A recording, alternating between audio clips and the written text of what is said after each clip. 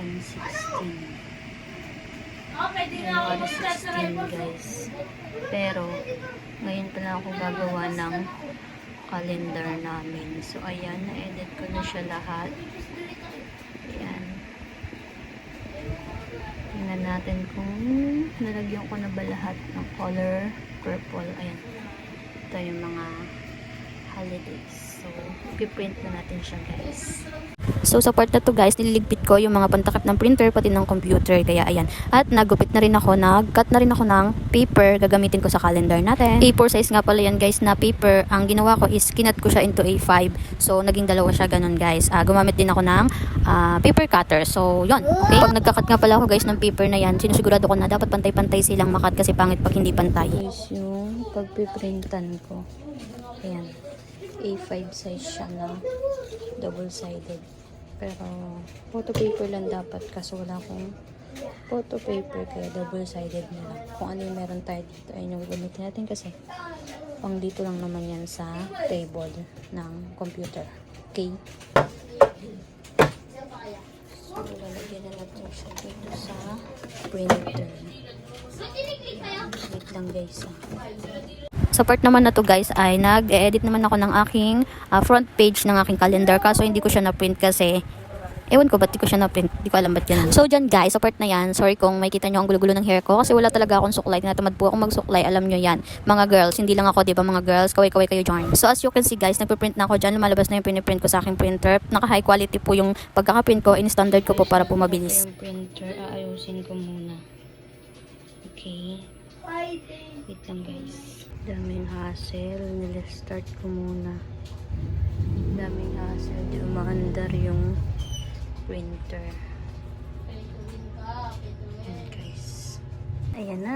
Nag-restart na siya ulit. So ayan guys. Ready na tayo ulit. Ay. Ayan yung itsura, yung setup nung bago na sunog. Yan, kakalipat lang namin sa second floor. Tapos, ano yan 22 ata. Tapos 27, nasunog yung kalahating compound. Kasama yung bahay namin. Yan yung setup nyan. Ito lang naligtas namin. Ito, at ito. Yung 5 piso net. Nasunog siya lahat. Ano guys? Ubus na daw yung magenta. Ang dami pang laman, oo. Ba't ganun?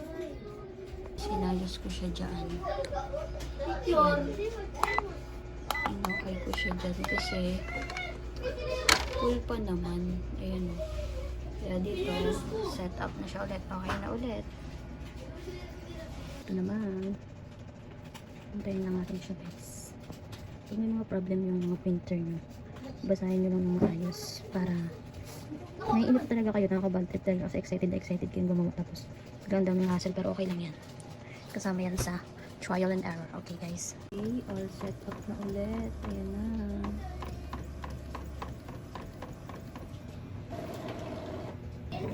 All set up na siya. Tingnan nyo guys, yung pagkakaiba nila. Ito yung standard. Tapos, ito yung high quality.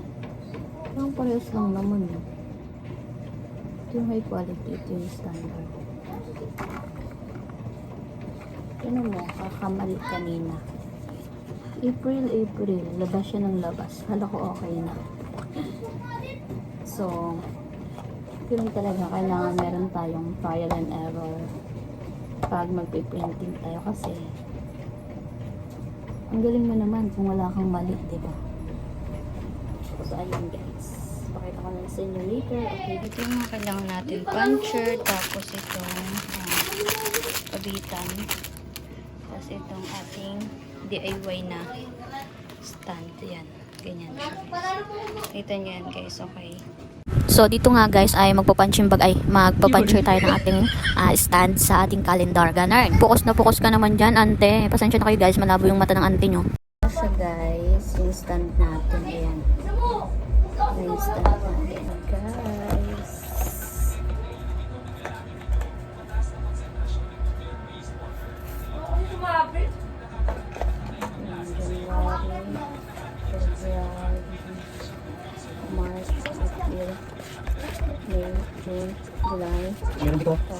Pila mo?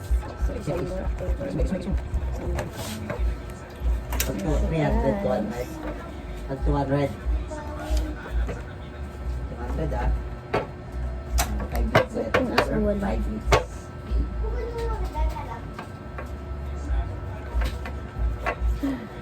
Yung isa wala ang bukas.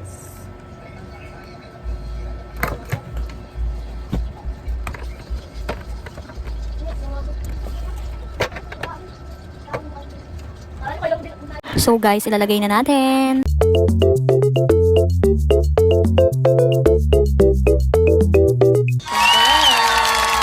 Nice calendar. May calendar na ako guys.